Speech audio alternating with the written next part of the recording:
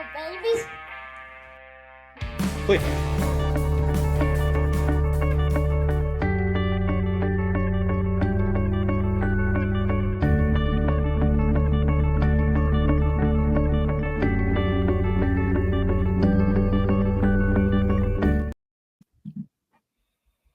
I was on computer audio the whole time, and you just told me.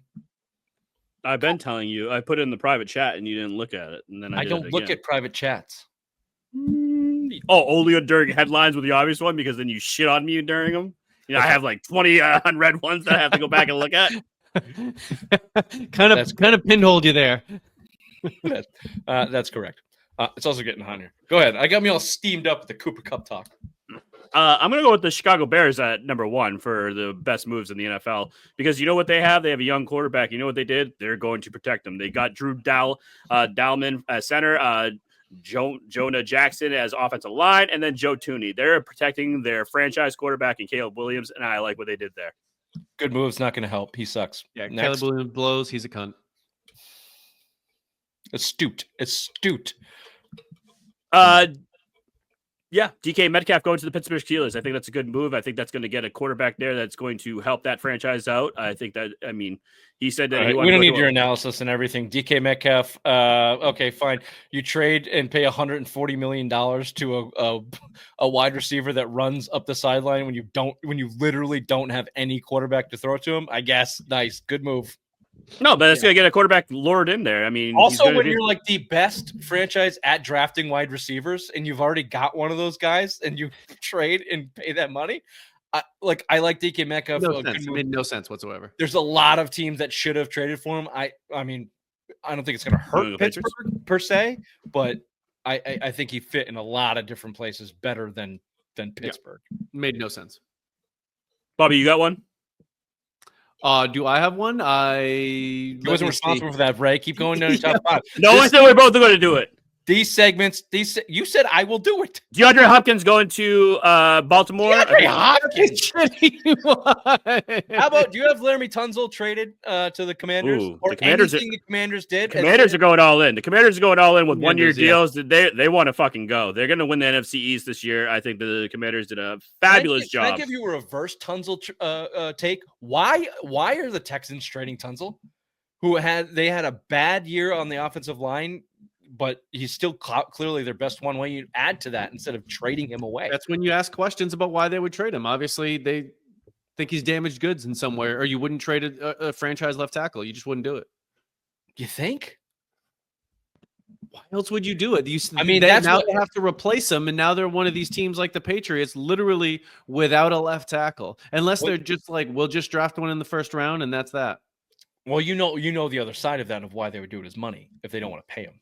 Well, if it's owner driven because they don't want to pay him, that's a totally different thing. I'm just football reasons. But you got a rookie quarterback on a rookie deal. What's the problem? You should have plenty of money. It's fair retort. What other stellar stuff you got there? Zach Wilson going to Miami? Yep, that was one of them. That was my next one. That's a great one. He's going to fuck a lot of mothers down there. Actually, Justin Fields to the Jets. Say it again. Fields to the Jets. Justin Fields to the Jets is really a good one. Mac Jones to the 49ers. Both of those. I hope he plays. I hope they trade Brock Purdy to the Titans for a first, and then Kyle Shanahan's like, "Fuck you, Mac Jones is playing." How amazing would that be? How amazing would that be? That would jettison from San Francisco is a story in itself. San Francisco's tanking. Not that they're tanking, but their team is deteriorating. Their windows closed. Exodus. They're all fucking leaving. No one wants to play there. Half the defense. Well, they spent the most money in free agency between re-signing and signing their guys last year. It was something like $300 million or whatever. So, and they went 500. So yeah, they would. Yeah, but now Ayuk wants to get out of there. Ayuk wants out. He wants to be traded. Can I give you that one? Would you? Last year we had big debates on this for the Patriots and on Brandon Ayuk and whether the Patriots should go after him. Are you in on the Ayuk trade? Yeah, I'm on anything. The second round pick or a third round pick trade for him. Now he ultimately has a cheaper contract than what the Patriots offered him last year, and they could probably get a better deal than the second round because he's injured. So they could make the damaged goods argument if they could do anything. So they could probably get him for one of their thirds. This is true, but we got to be out.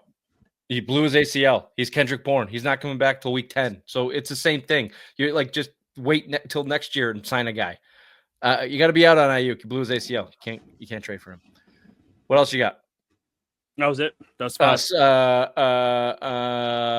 who's quarterback for Seattle? Fucking Sam Darnold. Sam Darnold. So they trade Geno for a 3rd-round pick and then sign Darnold 3 years, $100 million. What are the Seahawks doing? They're like, okay, we win games with these two. I don't want to do that anymore. Yeah, I'm not too sure. I would send the same question to the Raiders, although Geno's been okay, I guess. Well, Geno, they've won like wow, 8 that's games. big. That's big of Rich. They've won games. I've come off the Geno Smith train. I've had to. I've had to. The Raiders are going to try and win games now. They have a 75-year-old head coach. They're going to try and win games now. No, Geno wanted to go there because he wanted to play with Pat Carroll. Do that with? I don't know. No. He's been good. He's been good enough. We'll see. I bet you the Raiders are hoping Shador fucking drops to him, and that's going to be the heir apparent. Nope. And then Geno. We have to absolutely pray that Shador gets drafted in the top 3. Ryan Clark says that it won't happen because he's black. So keep that in. Did he actually say that? Yeah. Good old ESPN. He pulled the race card up. He pulled the race card on ESPN today or yesterday. I forget what it was. That was so Cam Newton ago, Not that 3 white guys have anything to say about it, but we do. Shador Sanders is like the most heralded fucking prospect for no goddamn reason other than the fact that his dad is Deion Sanders, and the race it's never come into play ever about it. Ever. It doesn't even make sense. He's talent-wise maybe a top 25 guy. Maybe. Well, the player that should get drafted ahead of him, Travis Hunter, I think made Shador Sanders and Deion Sanders. He plays. For Deion Sanders, he played on the field in literally every snap and was the best player on offense and the best player on defense every single time. We'll see how he does next year without his 2 kids. Basically, that's like his stepson or something. Oh no, Colorado is doomed. Oh yeah, they're fucked. Yeah, Colorado wasn't even good this year. They didn't play anybody. All right, there's some ramblings there. If we can, I just want to quickly relate because we talked with Maury here, but I do want to touch quickly on the Bruins stuff and then on the Celtics. So let's do that right after this.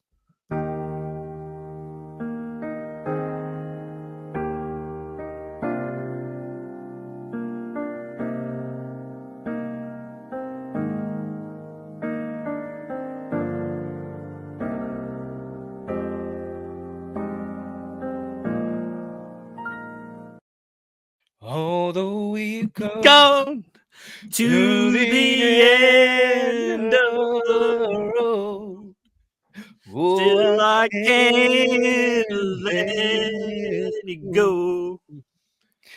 It's one of the saddest songs out there. Nice Boyz II Men drop there. Another Philly reference.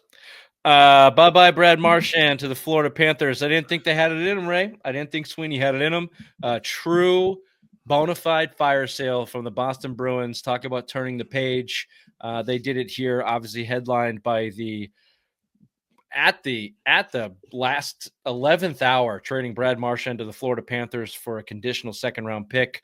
Included in those moves, Charlie Coyle to the Avalanche, Brandon Carlo to the Maple Leafs for a 1st-round pick, 2026, and a 4th-round pick. Trent Frederick was the first to go a couple days before to the Oilers. Justin Brazeau also on the Exodus. And then they got back Henry Jokiharju. Yeah, good job. Close. Yep. Good for me. Also coming back from you. the Avalanche, thank you. Casey Middlestat, a top 10 pick in years past. Prospect Will Zeller. So, look, this is nearly a week later. Everyone's heard the trades and the returns at this point. I'll just give you my overall opinion on it. Golf club. They had the balls. They had the balls to move their captain, Brad Marchand, 2011 Stanley Cup winner, one of the best wingers in the league for half a decade. And they did it for not a whole lot in return. I think they did it because they knew it was time to move on, open the door for leadership, whether it be Pasternak or McAvoy or the business school professional Jeremy Swayman and goalie. And then you move on from some stiffs like Coyle and some softies like Carlo. And, and here you go. You've got cap space moving into next year. You've got some assets and some number of second-round picks, 1 first-round pick a couple years from now, some prospects and Will Zeller, an underachieving guy in Casey Middlestat. And I fully expect them not to head down to the bottom of the draft, but package these things and bring some NHL players in, use that cap space to fill your needs and field another competing roster next year that's going back to the playoffs. The Bruins never truly bottom out. I think this is a retooling year, but at least now you've got some assets that you can dip into the draft and hopefully get some prospects and get a decent prospect pool going. Obviously the biggest risk here is Don Sweeney's track record on drafting friggin' sucks. So that's going to be a number of years down the line to see if that pays dividends and if he's been able to turn that around. But overall, I don't know, B+. It sucks to see guys go, but they had to. They were dead in the water, and they got decent return for guys, and they had the balls to do it.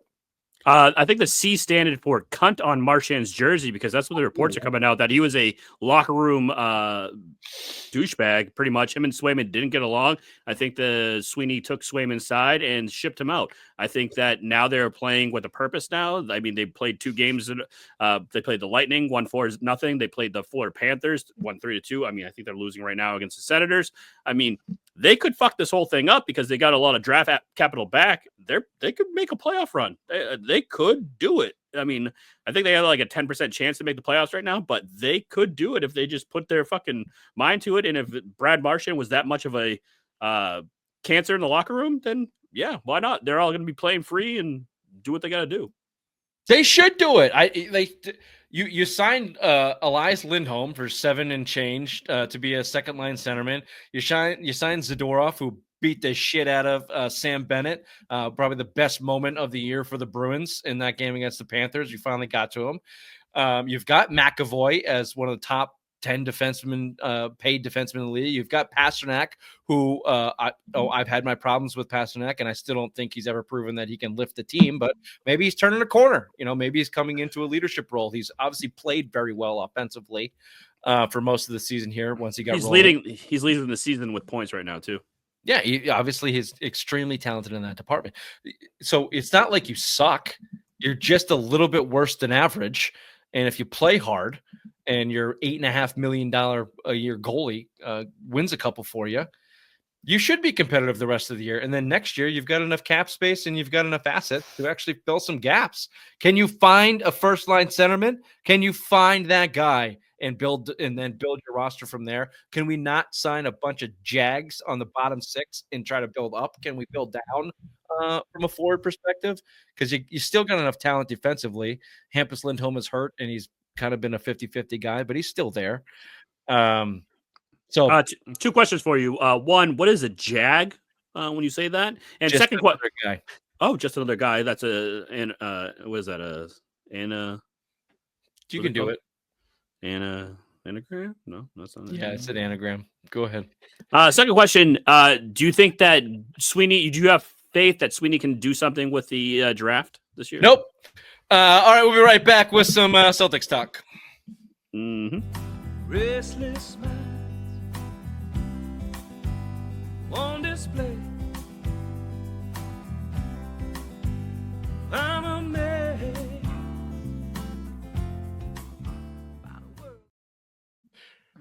This segment is brought to you by Jags everywhere. Just another guy.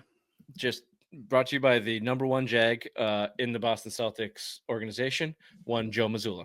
Boston Celtics lose 112-118 to the Oklahoma City Thunder in a finals preview. Celtics 0-2 against the Thunder this year, swept in their 2-game series. Celtics shot 63 3-pointers. They missed 43 of them. They still only lost by 6. They were in the game till about 4 minutes left. Jason Tatum was called for a bad traveling call on an up and under move, and Oklahoma City basically ran away with it after that. Here's my takeaways. Obviously, the number 1, you were outcoached. The Celtics were playing, They were constantly on their heels all game. I mean, I don't think they had a lead above 2 or 3 the entire game. Most of it they were down by 6, clawing back. They tied it in the third quarter, and a nice run, but you were outcoached. I'll back up and throw it over to Bobby, because I think this is a Joe Mazzulla story than anything else. But I actually don't think it's that big of a story. I think Oklahoma City is just really good. I think they're young, they're fast, they're aggressive, they're talented. They're a bad matchup for the Celtics, but also that coach, that no-name white boy on that sideline, I don't even know his name, it starts with a D. He coached circles around Joe Mazzulla.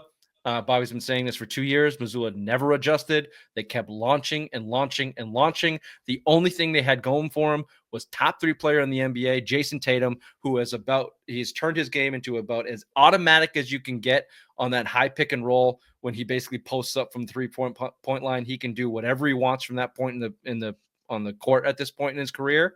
Other than that, I saw nothing. But launching threes and no adjustment from Mazzulla. And Oklahoma City switched their defenses up and was in your shorts all night, and they controlled that game all night long. And it didn't help that Brown stunk. Fouled out. White go fouled ahead, out. Bobby. Your time, the anti-Mazzulla. Yeah, I mean, obviously they missed Kristaps. I think he would have really helped with the matchups with everything out there, but not like it would have really made a difference with Mazzulla doing much different. I would also like to say toot. The only time Morey became unbuttoned was with his Mazzulla take. Okay, I got him talking about that one there. All right, even he's on board with it. So I am also going to say that if I would worry about them in a 7-game series with this team, because they're going to match them athletically. It looks like they have the defense, and it looks like that Mazzulla will never have any answers. This is the same thing. The man never picks up a whiteboard. He doesn't know what he's doing as a coach. He comes up with wacky ideas, and he just does the same thing. He is a nerd. He just wants to run the numbers, and if the numbers say so what they say, that is what he's going to do. And he has no actual manalytics behind his analytics. Hey, there you go. Is that a thing? Did you just make that up, or you heard that before? I've heard it before. Yeah, manalytics, where you use analytics, but you actually make a decision about how to use them other than exactly what it is. Can I ask you both a question real quick? You both play basketball. We all play basketball. If your shot wasn't falling from behind the 3-point line, what would you do? Bobby just kept shooting. Fucking keep shooting that thing. What are you talking about? And that's why I don't understand why I don't understand why you don't like Mazzulla then, because that's Mazzulla ball right there. Mazzulla player. He gets he hates Mazzulla. He can see it for what it is. I don't like the corner that you put me in here. So usually how I would answer this, shut the fuck up. Usually how I would answer this question is I don't like people like me. Yeah, that's very right. We don't like you. Doesn't Bobby remind you? I don't. I can see how I'm. Wally Zerbiak, yeah. I see Wally Zerbiak, yeah. With that set shot with one arm, it's just like boom, like that. That shot. Yeah, you know who I saw over the weekend too? Jared Pykush. Nice. Right? Do you know what Kelly said to me? He looks like shit. Oh, Kelly, head coach of did he look like shit, or did he just look the same? No, he's just gray. He's just gray. He's gray, very stressed. No, he looks good. Yeah, I mean, he's skinnier than me. I'm like, you look good. I thought not hard to do that. I just think. I think yes. The Thunder have been the best team in the league for a long time. They remind me of the Celtics last year were top to bottom the best team throughout the entire year. Thunder have something to prove every night. They're young, they're ambitious. But look, I think they will be out. Joe Mazzulla will get outcoached by a guy like that all the time. Joe Mazzulla will rely on the numbers. But honestly, if the Celtics hit 3 more threes, they win. And if Porzingis plays, then Jaylen Brown doesn't have. I hate it too. I hate watching just launch and not so bad to watch. Very quickly, right? So you're right. We do play basketball. Very quickly, you can dissolve that team of their defense. A very young, aggressive defense that gets handsy and makes you aggravated. It's called a backdoor cut. It happens very often. You get the ball to the middle of the court, you backdoor cut on the baseline, and you beat them. That's it. It's a very simple, basic basketball concept. They're overplaying you up top. Go inside and backdoor cut. It's a very or reverse pick, off ball pick. These are very basic basketball concepts that are not implemented in Joe Mazzulla's basketball in his 5-out high pick and roll basketball game. So, and real quick though, you saw. Hold on, just let me finish. You saw it all game as soon from the game. When the game started, Jason Tatum running his high pick and roll started about inside the 3-point line between the free throw and the 3-point. By the end of the game, he was getting the ball at half court because they were cheating so far on that play because they knew it was happening because they're fucking robots. All he has to do is cut and backdoor, and he's got to dunk and just make them fucking. Respect that part of your game. It's not that hard. They're young and dumb, and they're grabbing the shit out of you. Just be smarter than that. And I've been calling for this for Jason Tatum for years, and I'm going to blame Mazzulla for it. Go to the block. He will dominate the NBA on the block. And every fucking time he tries to get the ball and back up 37 feet from the field. And you know what? He's excellent. He's top 3 player in the league. He's scoring 30 points a night and leading his team doing that. So can't shit on him too bad. But like when your team is getting beat with the defense that's been playing against you, you got to adjust. You got to make those moves. We always talk about how the NBA, I have 2 questions. One is the NBA coaches, we always say is like the most irrelevant coaching position in all of sports. So who is telling these guys to not put their back to the basket? Like, wouldn't you think Jason Tatum would be smart enough? He's been in the league that long. Like, hey, shit, I got to go take my back to the basket. I got to go down to the low post and just start working these guys and start passing it out to the 3-point line. I don't even think they think about playing that way. It's the NBA, Ray, because if you watch that progression, right, I always related it to Jordan did it. He went from a slasher and a dunker to obviously his patented fadeaway. Kobe did it, as he did everything Jordan did. Then LeBron did it. And now as the NBA has evolved into Steph Curry's NBA, LeBron doesn't post up anymore. No. LeBron shoots threes, No. right? So the entire NBA, nobody has a back to the basket game. Nobody. Which is crazy. I mean, the second question, basketball is not a part of NBA basketball. if you put, like, this is why I hate Joel Embiid. Like, he's basically Shaq in today's NBA. If you put Shaq in today's NBA, you dominate. what are you going to do? What are you going to do against that guy? He probably He's have 40 a gonna night. Dunk it over literally everybody. Everybody. So I would think smart teams and leagues would zig when other teams are zagging and the entire league is zagging. And maybe the Celtics are just at the pinnacle of that, and they're succeeding at the pinnacle of that movement.